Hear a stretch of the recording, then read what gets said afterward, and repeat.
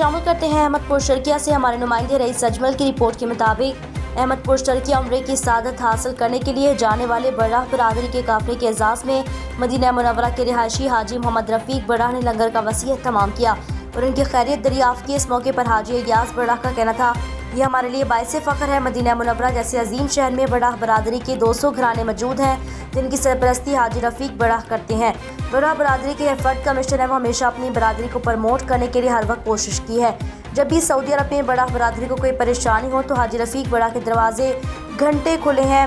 اس موقع پر حاجی الیاس برہ نے کہا کہ حاجی رفیق کی خدمات پر انہیں خراج تحسین پیش کیا۔ آخر میں پاکستان سے برہ برادری کے قافلے کی قیادت کرنے والے حاجی الیاس برہ نے برادری کے اتحاد اور ملک و ملت کی سلامتی کے لیے دعا کی۔